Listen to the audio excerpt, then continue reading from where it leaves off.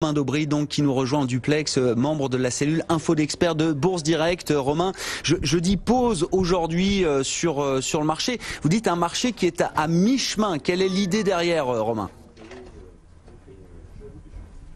Bonjour Grégoire, bonjour à tous. À mi-chemin, il faut se rappeler qu'entre le 15 et le 30 octobre, on a déclenché sur les indices mondiaux majeurs des figures de continuation haussière de moyen et de long terme. Alors le mi-chemin, ça concerne plutôt la partie court-moyen terme. Mais donc depuis qu'on a déclenché ces signaux haussiers, ces figures de continuation haussière, on a pas mal progressé. Les mouvements sont étayés, le mouvement a été soutenu. Et on a constaté un soutien dans les secteurs et sur des valeurs en retard. Et puis un consensus tout ça a été soutenu par un consensus un peu pessimiste qui est devenu assez dubitatif par la suite, mais pour l'instant, le mouvement est confirmé à moyen long terme. À mi-chemin, pourquoi ? Parce qu'on peut se poser la question effectivement de savoir quels vont être les drivers et les éléments qui vont permettre de poursuivre, ou si on va devoir retracer un petit peu, parce qu'on a quand même progressé de 10% depuis le 3 octobre dernier sur l'indice parisien. On a connu depuis l'échéance des marchés dérivés du 18 octobre dernier 4 séances de baisse uniquement, dont la plus importante est de 30 points environ. Donc on n'a quasiment pas retracé du tout, c'est quand même assez rare de fonctionner de cette façon-là sur le marché.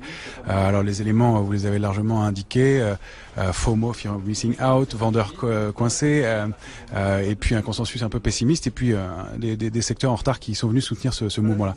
Alors à court terme, on peut se poser la question, et depuis une dizaine de jours, on constatait qu'il y avait un petit peu moins de soutien sur le marché, depuis qu'on a franchi les 5848 points, moins d'éléments de soutien. Le ratio de couverture était un peu moins important. Il y avait un petit peu de complaisance de ce côté-là. C'est-à-dire que on avait toujours de la protection dans les portefeuilles, mais elle était plus basse, aux alentours de 5600 points. Là, elle a été remontée, et ça, c'est un phénomène plutôt intéressant et plutôt en faveur d'un soutien pour les jours à venir. Elle a été remontée aux alentours des 5700 points. Et puis du côté des positions ouvertes, ça manquait de soutien un peu aussi, et depuis une dizaine de jours, chaque mouvement de progression a été suivi d'une augmentation de la position ouverte sur le contrat à terme sur l'indice CAC 40, donc d'un soutien aussi. Donc ces éléments-là viennent plutôt en faveur d'une poursuite du mouvement, mais il y a quelques éléments de faiblesse à court terme, puisqu'on essaye d'être objectif et de bien mesurer les choses sans avoir de biais. Or, il se trouve qu'à court terme, on évolue depuis le 3 octobre au sein d'un canal haussier sur l'indice parisien qui est très net, assez visible. On est même sorti par l'eau il y a quelques jours, mais on l'a réintégré. On a eu du mal maintenant, depuis 2 ou 3 jours, à aller toucher la borne haute de ce canal. On constate donc de ce côté-là un petit signe d'affaiblissement. Et puis si on trace à l'intérieur, sans rentrer dans les éléments trop techniques, mais à l'intérieur de ce canal, une médiane, eh bien on constate que pendant 10 jours on avait fonctionné au-dessus, et depuis 3 ou 4 jours on évolue un peu en dessous. Alors ça, cumulé à l'échéance des marchés dérivés qui aura lieu demain, au fait qu'on arrive à la fin de la saison des publications trimestrielles aux États-Unis et en Europe, que les banquiers centraux ont donné pas mal d'éléments, et probablement pour quelques temps maintenant. On peut se demander quels vont être les drivers pour poursuivre la hausse dans les jours à venir. Alors, il y a toujours ces éléments liés au conflit sino-américain, c'est vraiment le nerf de la guerre. Ce qu'on peut remarquer de ce côté-là, c'est que dès qu'il y a un petit coup de froid dans les négociations, le marché baisse relativement rapidement, mais pas énormément, et que les mouvements sont tout de suite repayés et qu'on arrive à former de nouveaux plus hauts. Le coup de froid sur les éléments agricoles hier soir avec entre la Chine et les États-Unis, il a été gommé quasiment 3 heures après. Et puis le trou d'air qu'on a connu en descendant jusqu'à 5874 points aussi a été gommé dans les heures qui ont suivi.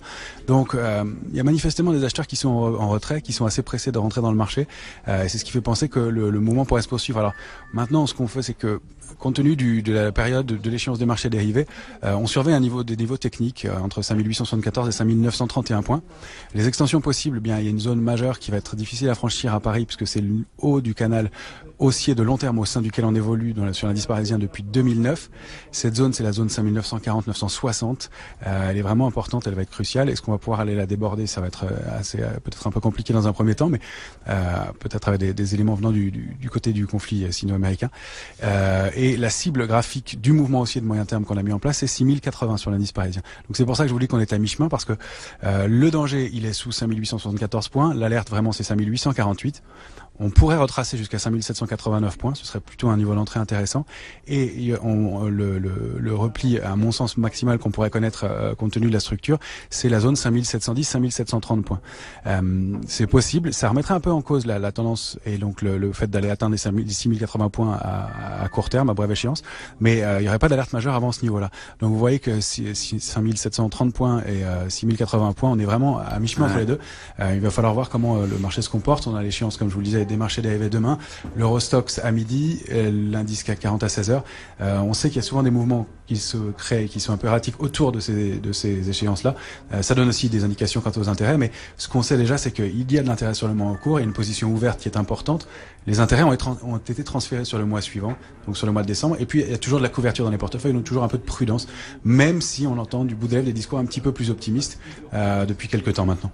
Merci beaucoup Romain, merci d'être avec nous chaque jeudi après-midi. Romain Daubry en duplex, membre de la cellule Info d'Experts de Bourse Direct, juste pour